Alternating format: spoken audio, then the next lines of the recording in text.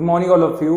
तर आज आपण बाळांनो शिकणार आहोत आपल्या बायोलॉजीचा 12वीचा फर्स्ट चॅप्टर की ज्याचं नाव आहे reproduction in lower and higher plant. याचा बाळांनो आपण आता थर्ड पार्ट शिकत आहोत. ओके, आतापर्यंत आपण part first part second learn केले, आता आपण थर्ड पार्ट लर्न करतो ज्याच्यामध्ये आपण मायक्रोस्पोरेजेनेसिस शिकणार आहोत.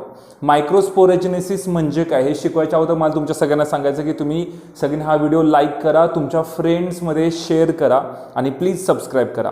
मी तुम्हाला हे सगळे एक्सप्लेनेशन मराठीमध्ये केलेलं आहे की जे तुम्हाला एकदम इझिली अंडरस्टँड होईल आणि की जे फ्री ऑफ कॉस्ट आहे. ओके, सो प्लीज फोकस या.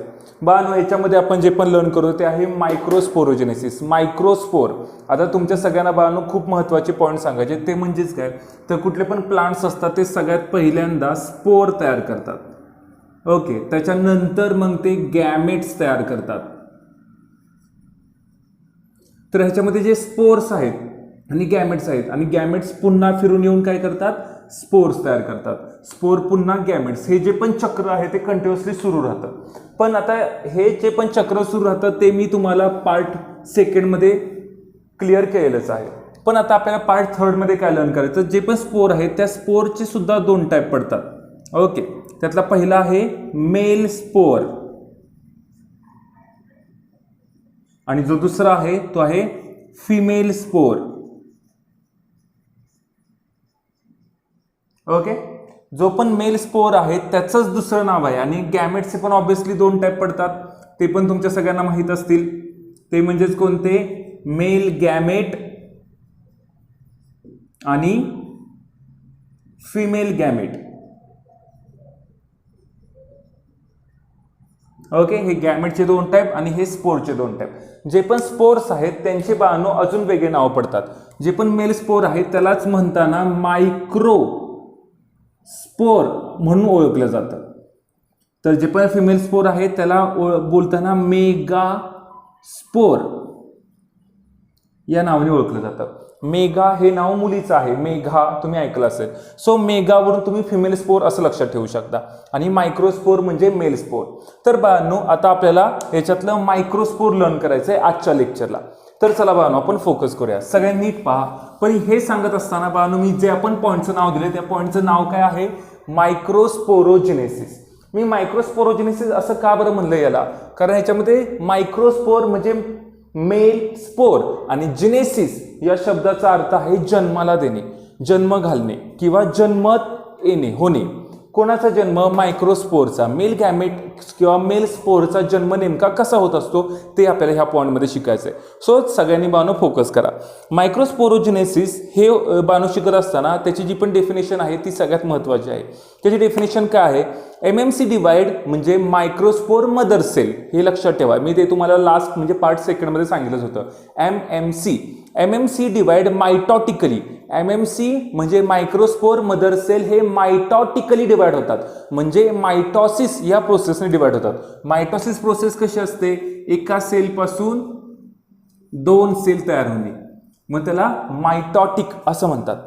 पण बाळांनो इथे MMC मध्ये काय होत असतं बाळांनो, फक्त मायटॉटिक प्रोसेस होत नसते, मिओटिक प्रोसेस होत असते. मिओटिक प्रोसेस म्हणजेच काय, तर एकापासून दोन आणि ह्या दोनांपासून बाळांनो पुन्हा 4 सेल तयार होत असतात. म्हणजे खरं पाहता एकापासून किती सेल तुम्हाला तयार झाल्या मिळतात, 1 सेल पासून 4 सेल. ही जी पण प्रोसेस आहे या प्रोसेसला मिओसिस असं म्हणतात, MEIOSIS, मिओसिस. मग मायक्रोस्पोरोजेनेसिस म्हणजेच काय, तर MMC म्हणजे microspore mother cell. Microspore mother cell MMC ही काय करत असते बाळांनो, तर मिओसिस म्हणजेच मिओटिकली, MEIO मिओटिकली काय होत असते, डिवाइड होत असते. MMC divide meiotically and to form tetrad of haploid microspore. आणि किती बाळांनो स्पोर तयार करते, टेट्रॅड. टेट्रॅड म्हणजे 4, लक्षात ठेवा. Tetrad haploid microspore, haploid microspore. Okay, म्हणजेच काय बाळांनो, तर मायक्रोस्पोरोजेनेसिस. आता ही सिंपल डेफिनेशन मी तुम्हाला सांगितली.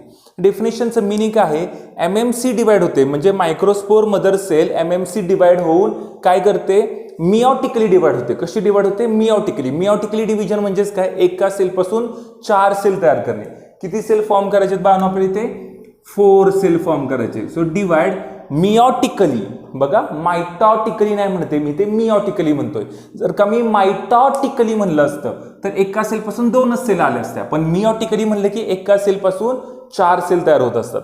So MMC divide meiotically produce tetrad. Tetra म्हणजेच बाळांनो ग्रीक भाषेमध्ये टेट्रा आणि आपल्या तेच इंग्लिशमध्ये काय? 4 असं मिनिंग होतं.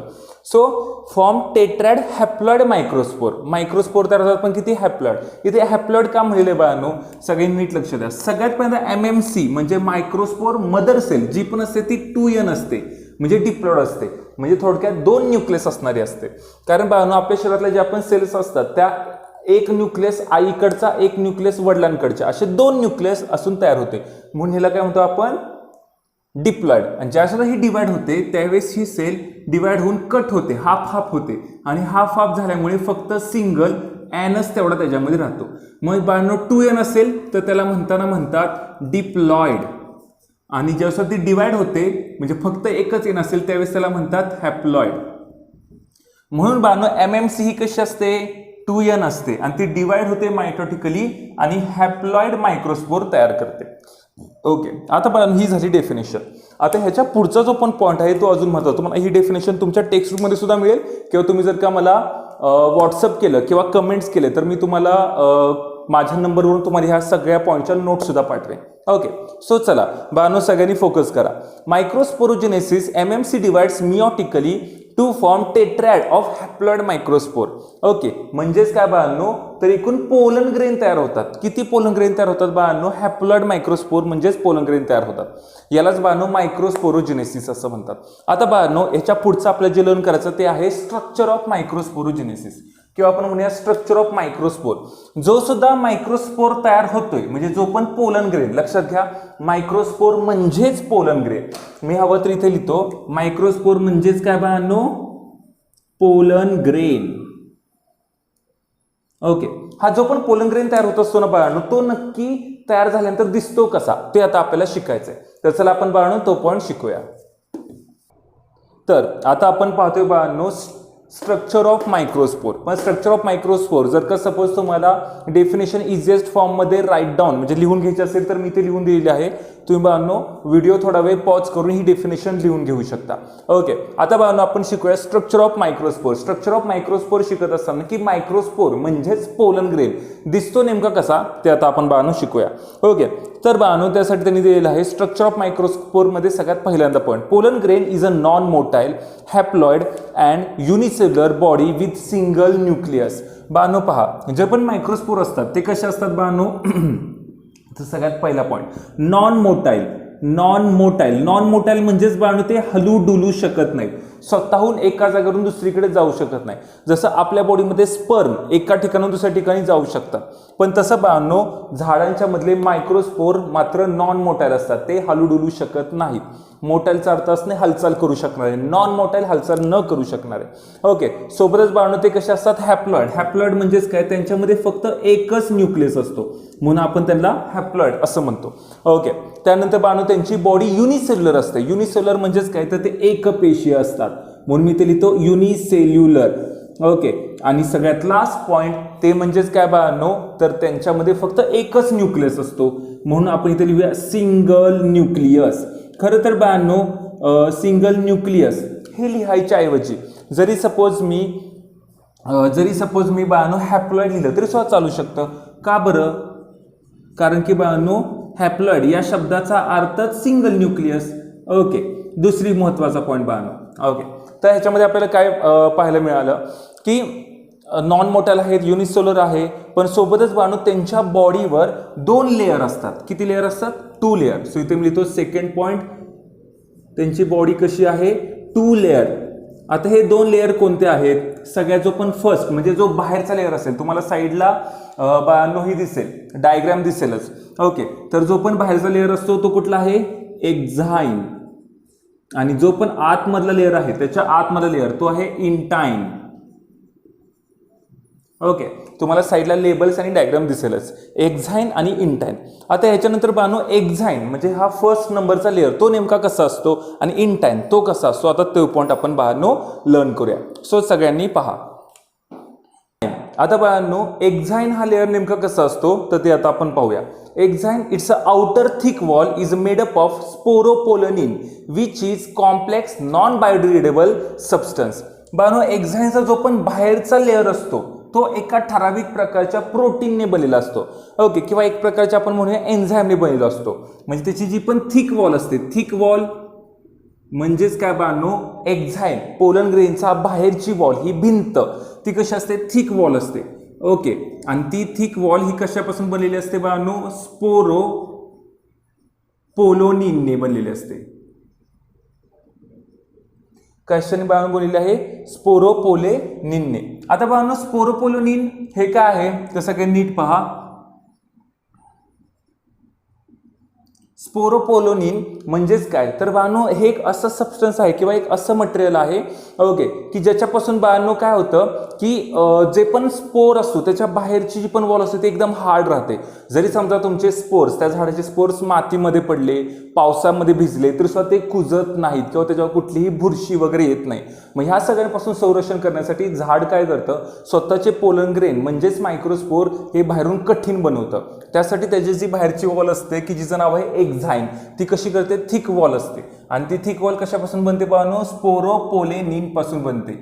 ओके, तर बाळांनो आता हे स्पोरोपोलेनिन जे पण आहे त्यापासून बाहेरची वॉल तर बनली, पण ती कशी असते तर कडक आणि या मटेरियलमुळे ती नॉन बायोडिग्रेडेबल होते. मी तुम्हाला काय सांगितलं की कुठलाही बॅक्टेरिया किंवा कुठलीही बुरशी ह्याच्यावर अटॅक करू शकत नाही, म्हणून ही बाळांनो काय असते, non biodegradable. Non biodegradable. Okay, आता ह्याच्यानंतरचा बाळांनो सेकंड पॉईंट तो म्हणजेच काय तर हे जे पण एक्झाईन्स आहेत ते कशा असतात, स्मूथ आणि स्कल्पचर्ड पॅटर्नमध्ये असतात. स्मूथ असतात ओके म्हणजेच काय एकदम स्मूथ की ज्यामध्ये हवेवर तरंगू शकतात, हवेच्या झुळकीसोबत तरंगू शकतात म्हणून ते स्मूथ असतात. आणि सोबतच स्कल्पचर पॅटर्न असतो. स्कल्पचर म्हणजेच काय, खवल्या खवल्यांसारखा. ओके, सो म्हणून बाळांनो आपण याला काय म्हणूया की हे कसे आहेत बाळांनो, स्मूथ तर आहेतच आहे पण वरून त्यांचा पॅटर्न कसा आहे, स्कल्पचर पॅटर्न आहे. स्कल्पचर पॅटर्न म्हणजे खवल्या खवल्यांसारखे. का, कारण की ते लगेचच बाळांनो स्टिग्मावर चिटकू शकतील. एकदा का ते फुलाचे, तुम्हाला बाजूला डायग्राम दिसेल त्यामध्ये बघा अँथरवरून ते पोलन ग्रेन उडून स्टिग्मावर पडले. ओके, पण ते स्टिग्मावर पडण्यासाठी स्टिग्मावर थांबावे लागतात. त्यासाठी त्यांच्या बॉडीच्यावर असा स्कल्पचर म्हणजेच खवल्या खवल्यांसारखा पॅटर्न सुद्धा असतो. सोबतच बाळांनो त्यांची बॉडी कशी असते, रेजिस्टंट टू केमिकल्स. ओके, केमिकल्सला रेजिस्टन्स टू केमिकल, इझिली कोणत्याही केमिकलचा त्यांच्यावर परिणाम होत नाही. बघा म्हणजे झाडं सुद्धा स्वतःचे स्पोर्स किंवा आपण म्हणूया गॅमेट्स जपण्यासाठी बरेचसे प्रयत्न करत असतात. ओके, आता ह्याच्यानंतर आहे बाळांनो at some places exine layer is a very thin. Okay, this is called as germ layer. तुम्ही जर का नीट पाहिलं तर आहे ना हे जे पण एक्झाईन असते ते एक्झाईन म्हणजे पोलन ग्रेनची बाहेरची लेअर ती काही जागेवर ना बाळांनो अशी तुम्हाला ब्रेक झालेली दिसून येईल. ओके, तर ती ज्या भागावर अशी ब्रेक झालेली दिसते तुम्हाला ओके त्या भागाला म्हणतात जर्म पोर. काय मिळेल त्यांनी बाळांनो, germ pore. आणि the last point that is the germ pore is a produce pollen tube during the pollen grain germination. Okay, pollen grain ज्यावेळेस स्टिग्मावर जाऊन पडतो त्यावेळेस याच्यामधूनच काय तयार होते बाळांनो, काय ग्रो होते, पोलन ट्यूब ग्रो होते. Pollen tube. ओके, आता सपोज हा भाग आहे तर इथूनच बाळांनो काय होते, पोलन ट्यूब ग्रो होते. ती जी नंतर बाळांनो काय करते, 2 मेल गॅमेट वाहून घेऊन जाते, पोलन ट्यूब. ओके, ह्याच्यामधूनच बाळांनो ह्याच्या आतमध्ये असणारे जे पण 2 हे पोलन मेल गॅमेट्स आहेत ते वाहून घेऊन पुढे नेले जातात. ओके, आता बाळांनो हे झालं एक्झाईन. आता आपण पुढचा पॉईंट पाहूया, तो आहे इंटाईन. तर बाळांनो इंटाईन, आता इथून पुढे काय आहे, इंटाईन आपण लर्न करूया. एक्झाईन बाहेरचा लेअर आपण लर्न केला, त्याच्या आतमधला जो पण लेअर आहे पोलन ग्रेनचा त्याचं नाव काय आहे, इंटाईन. तर हा इंटाईन लेअर नेमकं काय असतो सगळ्यांनी पहा. Intine layer wall consist of a cellulose आणि पेक्टिन. ही जी पण इंटाईन वॉल लेअर आहे तो कशापासून बनलेला आहे बाळांनो, सेल्युलोज आणि पेक्टिन या बाळांनो एन्झाईम पासून बनलेला आहे. हे सगळ्यांना लक्षात ठेवायचं. हे तुम्हाला सीईटीला विचारलं जातं. इंटाइन कशापासून बनतो? सेल्युलोज बाळांनो हाच तो सबस्टन्स आहे की जो लाकडामध्ये असतो, की ज्याच्यामुळे पावसाच्या दिवसांमध्ये तुमच्या घराचे दरवाजे, लाकडी दरवाजे फुगतात. ओके, कारण की सेल्युलोज हा कसा असतो बाळांनो, तर हायड्रोफिलिक असतो, तो पाणी शोषून घेतो. ठीक आहे. आता बाळांनो मग हा पाणी शोषून घ्यायची ह्याची प्रॉपर्टीज कधी कारणीभूत ठरते? जसं पोलन ग्रेन जाऊन स्टिग्मावर पडतो त्यावेळेस नेमकं काय होतं, स्टिग्मामध्ये असणारा ओलसर पाणी हे इंटाइन शोषून घेतो आणि त्याच पाण्याच्या मदतीने बाळांनो त्यातून काय होते, पोलन ट्यूब ग्रो होते. ओके, आता सगळ्यांनी पहा बाळांनो, पोलन हे इंटाइनच्या बद्दल आपण शिकल्यानंतर इथून पुढे आपण पाहणार आहोत पोलन व्हायबिलिटी. सो सगळ्यांनी बाळांनो फोकस करा, पोलन व्हायबिलिटी. आता पोलन व्हायबिलिटी म्हणजेच काय? तुम्ही सगळ्यांनी बाळांनो तुमचं ब्लूटूथ यूज केले का कधी? तर ब्लूटूथची पण व्हायबिलिटी असते. म्हणजेच काय? तर ब्लूटूथमध्ये सपोज जर का तुम्ही ब्लूटूथ सर्च केलं तुमच्या फ्रेंडला एखादी फाईल सेंड करण्यासाठी through Bluetooth, not through wifi. Okay, त्यावेळेस बाळांनो काय होतं, तर तुमचा मोबाईल समोर किती व्हायबल ब्लूटूथ आहेत की ज्याच्यासोबत तुमचा मोबाईल अटॅच होऊ शकतो, जॉईन होऊ शकतो, असं सर्च करतो आणि तुम्हाला रिझल्ट येतो की समोर बाबा 4-1 आहेत आणि त्यांपैकी सपोज तुम्हाला हवा त्यासोबत जर का जॉईन करायला गेलं तर सपोज तो जर का जॉईन होत नसला तर तिथे सांगितलं तर नॉन व्हायबल. आता इथे पण बाळांनो तोच अर्थ आहे. पोलन व्हायबिलिटी म्हणजेच काय? पोलन ग्रेन्स पडले पण ते पोलन ग्रेन्स किती काळ जिवंत राहतात, बाळ तयार करण्यासाठी ते स्टिग्मावर पडेच तोपर्यंत किती काळ वाट पाहू शकतात. काही पोलन ग्रेन बाळांनो 2 दिवस, काही 10 दिवस, काही महिनाभर जिवंत राहतात. मग त्याची जिवंत राहण्याची क्षमता कशासाठी? तर पुढची जनरेशन तयार करण्यासाठी त्याची जिवंत राहण्याची क्षमता, त्यालाच म्हणली जाते pollen viability. Okay, so it is a functional ability of a pollen grain to germinate to develop male gametophyte. तर बाळांनो आता बाळांनो पहा, ही आहे पोलन व्हायबिलिटीची डेफिनेशन. ओके, एकदम इझिएस्ट फॉर्ममध्ये. It is the functional ability of pollen grain. Pollen ग्रेनची एक फंक्शनल ॲबिलिटी आहे. ॲबिलिटी म्हणजे क्षमता कशाची? टू जर्मिनेट, की जे जर्मिनेट होण्याची क्षमता, to develop male gametophyte. Male gametophyte develop करण्यासाठी त्याची जर्मिनेट होण्याची क्षमता म्हणजेच काय? पोलन व्हायबिलिटी. ही बाळांनो जी पण पोलन व्हायबिलिटी असते ती प्रत्येकामध्ये वेगवेगळी असते. थोडक्यात नवीन बाळाला जन्म देण्यासाठी त्याच्या अंगी असणारी क्षमता म्हणजेच पोलन व्हायबिलिटी. ही राईसमध्ये म्हणजे भातामध्ये किती असते बाळांनो? तर 30 मिनिटाची असते. फक्त किती? 30 मिनिटं. ओके, तर बाळांनो तुम्ही सगळ्यांना सांगतो रोझॅसी, सोलॅनॅसी म्हणजे बटाटा, गुलाब ह्यांच्यामधले पोलन ग्रेनची बाळांनो व्हायबिलिटी काही महिने एवढी मोठी असते. ओके, तर चला बाळांनो आता आपण पुढचा पॉईंट शिकूया. आपण बाळांनो लर्न करतोय development of male gametophyte. Development of male gametophyte म्हणजे मेल गॅमेट नक्की कसा प्रोड्यूस होतो. ओके, त्याची प्रोसिजर इथे दिलेली आहे आणि बाळांनो त्याची डायग्राम तुम्हाला इथे साईडला दिसेल. याच्यामध्ये सगळं नीट पहा. जी पण डेव्हलपमेंट ऑफ अ मेल गॅमेटोफाइट आहे त्याच्यामध्ये सगळ्यात पहिल्यांदा तुम्हाला पोलन ग्रेन दिसेल. हा जो पण पोलन ग्रेन असतो ना बाळांनो तो काय होतो? डिवाइड होतो. कसा? मायटोटिकली. सगळ्यात पहिल्यांदा त्या पोलन ग्रेनच्या आतमध्ये काय होतं? मायटॉटिक म्हणजे थोडक्यात मायटॉसिस ही प्रोसेस होते ज्याच्यामध्ये एकापासून 2 सेल तयार होतात. तुम्ही नीट पहा, तुम्हाला पोलन ग्रेनच्या आतमध्ये 2 न्यूक्लियस तयार झाले दिसतील. ओके, ते 2 न्यूक्लियस कोण आहेत? तर ते आहेत व्हेजिटेटिव्ह सेल आणि जनरेटिव्ह सेल. तो जो पण अख्खी पोलन ग्रेन तुम्हाला दिसते अख्ख्या पोलन ग्रेनच्या आतमध्ये सगळं जे पण मटेरियल आहे ते आहे व्हेजिटेटिव्ह सेल आणि त्याच्यामध्ये एक छोटीशी सेल तरंगताना दिसेल, छोटासा न्यूक्लियस तरंगताना दिसेल. तो छोटासा न्यूक्लियस जो त्या पूर्ण ह्याच्यामध्ये तरंगतोय त्यालाच म्हणतात बाळांनो जनरेटिव्ह सेल. अशा प्रकारे तुम्हाला 2 सेल पाहायला मिळतील, व्हेजिटेटिव्ह सेल आणि जनरेटिव्ह सेल. तुम्ही सगळ्यांना सांगायची महत्त्वाची गोष्ट म्हणजे हा जो जनरेटिव्ह सेल असते ना ती सपोज तुम्ही जर का एखादं अंड घेतलं, ते अंड न शिजवता कच्चच जर का ते फोडलं किंवा त्याच्यावरचं कवच काढलं तर तुम्हाला काय दिसेल? ओके, किंवा तुम्ही ते अंड फोडून अलगद एका वाटीमध्ये एका बाउलमध्ये घेतलं तर तुम्हाला काय दिसेल? आजूबाजूने असं थोडंसं ऑइलिश म्हणजे ऑइल सारखं दिसणारं मटेरियल दिसेल आणि त्याच्यामध्ये एक येल्लो कलरचा बल्क तरंगताना दिसेल. तो येल्लो कलरचा बल्क म्हणजे जनरेटिव्ह सेल, लक्षात घ्या. आणि बाजूला जे पण ऑइल असतं अंड्याच्या आतमधलं, ओके, त्यालाच काय म्हणतात? Vegetative cell. ज्या ऑइलपासून अंड शिजवल्यानंतर व्हाईट कलरचा बल्क तयार होतो ना ते, आणि ज्याच्यापासून डील तयार होतं दॅट मीन्स यॉक तयार होतं ना ते, अशा दोघांबद्दल मी म्हणतोय. अंड शिजवायच्या अगोदर तुम्ही ते बाउलमध्ये ओतल्यानंतर ओके तुम्हाला काय दिसेल बाळांनो? जे पण येल्लो कलरचा बल्ब दिसतो ते म्हणजे जनरेटिव्ह सेल आणि बाजू जे पण तेलासारखं दिसतं ऑइल सारखं ते म्हणजे व्हेजिटेटिव्ह सेल. आता बाळांनो इथून पुढचा डायग्राम तुम्हाला दिसेल की ही जी पण जनरेटिव्ह सेल असते ना त्याच्यामध्ये अजून एक काय होत असते बाळांनो? तर अजून मायटॉटिकची सेकंड डिव्हिजन होत असते बघा, इथे लिहिले सेकंड मायटॉटिक डिव्हिजन. ह्या दोघांमध्ये पुन्हा सेकंड, ऍक्च्युली व्हेजिटेटिव्ह सेलमध्ये ही प्रोसेस होत नाही, पण जनरेटिव्ह सेलमध्ये ही प्रोसेस होते. अजून एकदा सेकंड मायटॉटिक डिव्हिजन होते की ज्यामुळे हे सेकंड जनरेटिव्ह सेल, म्हणजे एक जी जनरेटिव्ह सेल आहे, मायटॉटिक डिव्हिजनचा अर्थच आहे एकापासून दोन, मग ह्या जनरेटिव्ह सेलपासून पुन्हा बघा तुम्हाला डायग्राममध्ये दिसेल पुन्हा दोन सेल तयार झाल्यात, त्यालाच म्हणले नॉन मोटाईल मेल गॅमेट. अशा तऱ्हेने बाळांनो जनरेटिव्ह सेल पासून पुढे गेल्यानंतर तुम्हाला बघा पोलन ट्यूबमध्ये दोन मेल गॅमेट तयार झाले दिसतील आणि किंवा त्याच्याच पुढे असणारा एक ट्यूब न्यूक्लियस तयार झाला दिसेल. हा ट्यूब न्यूक्लियस व्हेजिटेटिव्ह सेल पासून तयार होतो आणि दोन मेल गॅमेट हे जनरेटिव्ह सेल पासून तयार होतात. ओके, तर आता आपण पाहणार आहोत बानो नेक्स्ट न्यू पॉइंट. आतापर्यंत बानो अँड्रोशियम संपला, आता आपण सुरू करतोय गायनोशियम. गायनोशियम म्हणजेच काय तर फिमेल रिप्रोडक्टिव्ह ओलर.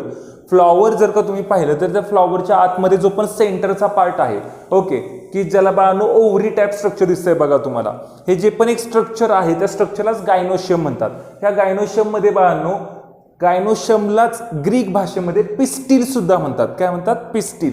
ओके, हा गायनोशियम म्हणजेच कोण असतो तर फिमेल रिप्रोडक्टिव्ह व्होरल असतो. तर बाळांनो हा गायनोशियम किंवा आपण त्याला ग्रीक भाषेमध्ये पिस्टिल, PISTIL, पिस्टिल सुद्धा म्हणूया. हा पिस्टिल जो पण आहे त्यालाच बाळांनो अजून एका भाषेमध्ये कार्पेल सुद्धा म्हणतात. म्हणजेच काय, जर का समजा भरपूर प्रमाणामध्ये असेल तर त्याला गायनोशियम म्हणायचा किंवा पिस्टिल म्हणायचं, आणि जर का तो एकटाच असेल, सिंगल असेल, तर त्याला काय म्हणायचं? कार्पेल म्हणायचं. तुम्ही सगळ्यांनी पहा बाळांनो, तुम्हाला तिकडे डायग्राम दिसेलच, जो पण कार्पेल असतो त्या कार्पेलचं दुसरं नाव आहे मेगास्पोरोफिल. मी तुम्हाला मागाशीच सांगितले, जो पण फिमेल स्पोर असतो त्याला मेगास्पोर म्हणतात. ओके, का बरं मेगा? मेगा हे एक मुलीचं नाव आहे, त्यावर तुम्ही लक्षात ठेवू शकता. जसं मेल स्पोरला मायक्रोस्पोर म्हणतात, तसंच फिमेल स्पोरला मेगास्पोर म्हणतात. ओके, पण जर का तो एकटा असेल तर त्याला मेगास्पोरोफिल म्हणतात किंवा कार्पेल म्हणतात, आणि जर का तो जास्त प्रमाणामध्ये म्हणजे बंचमध्ये असेल तर त्याला गायनोशियम किंवा पिस्टिल म्हणलं जातं. आता कार्पेलची डेफिनेशन म्हणून आपण काय करतो? Individual member of gynoecium. गायनोशियमचा एकटा मेंबर किंवा इंडिव्हिज्युअल मेंबर त्यालाच बाळांनो कार्पेल असं म्हणतात. जो पण बाळांनो कार्पेल आहे त्याचे बाळांनो एकूण 2 टाइप्स पडतात. ते 2 टाइप्स कोणते आहेत? चला आता आपण इकडे पाहूया. तुम्हाला बाळांनो हे जे पण टाइप्स आहेत त्याचे डायग्राम इकडे या साईडला तुम्हाला पाहायला मिळेल. ओके, सो सगळ्यांनी पहा, जो पण बाळांनो ॲपोकार्पस प्रकाराचा कार्पेल असतो, ॲपोकार्पस टाईपचा कार्पेल असतो, तो कसा असतो? त्यामध्ये मेनी फ्री कार्पेल असतात, भरपूर कार्पेल असतात, पण ते कसे असतात? फ्री असतात. जसे माझ्या आता फिंगर आहेत बघा, तुम्हाला डायग्राम मध्ये पण दिसेल, हे फिंगर एकमेकांना जॉईंट नाहीत, हे फक्त असे आहेत बाळांनो. ओके, हे फिंगर एकमेकांमध्ये जॉईंट झालेले आहेत का? नाहीत. ओके, सो बाळांनो हे असे फ्री असतात, एकमेकांपासून फ्री असतात, त्यावेळेस त्याला ॲपोकार्पस कार्पेल म्हणतात. आणि जर का हेच कार्पेल एकमेकांना चिकटलेले असले, जसे आता तुम्ही माझ्या हाताकडे पहा, म्हणजे ते एकमेकांमध्ये फ्यूज झालेले आहेत, तर त्याला बाळांनो सिनकार्पस कार्पेल म्हणतात. कुठले कार्पेल? सिनकार्पस. जर का ते एकमेकांमध्ये फ्यूज झाले असतील, many carpel fuse together, okay, त्याला सिनकार्पस कार्पेल म्हणतात. ॲपोकार्पस प्रकारचा कार्पेल हा मायचेलिया नावाच्या झाडामध्ये पाहायला मिळेल, तर सिनकार्पस हा बाळांनो ब्रिंजलमध्ये पाहायला मिळेल तुम्हाला. त्याची तुम्हाला बाळांनो डायग्राम साईडला दिसतच असेल. आता हे झालं बाळांनो त्याची ओव्हरऑल वरच्यावर माहिती. पण जो पण बाळांनो गायनोशियम आहे किंवा आपण म्हणूया कार्पेल, त्याचे बाळांनो जर का आपण त्याला डिवाइड करायला गेलं तर त्याचे पार्ट्स पाहायला गेलं तर त्याचे 3 पार्ट्स पडतात. तुम्हाला बाजूला डायग्रामही पाहायला मिळेल. सगळ्यात जो खालचा पार्ट आहे त्याला म्हणलेला आहे ओव्हरी. त्याच्या वरचा जो पार्ट आहे जो पाईपलाईन सारखा आहे त्याला म्हणले स्टाईल, STYLE. आणि त्याच्यावरचा जो पण टोक आहे, टोपी आहे त्या स्टाईलची, त्याला म्हणलेला आहे त्यांनी स्टिग्मा. अशा प्रकारे ओव्हरी, स्टाईल, स्टिग्मा हा बाळांनो काय आहेत? कार्पेलचे पार्ट आहेत. Lower part ovary, upper part style आणि त्याच्यावरचा स्टिग्मा. तर अशा प्रकारे बाळांनो आपला आजचा लेक्चर इथेच संपला. ह्याच्या पुढचा पार्टचा होता, लवकरच तुम्हाला येईल. ओके, तोपर्यंत थँक्यू. सगळ्यांनी लाईक करा, शेअर करा आणि सबस्क्राईब करायला विसरू नका.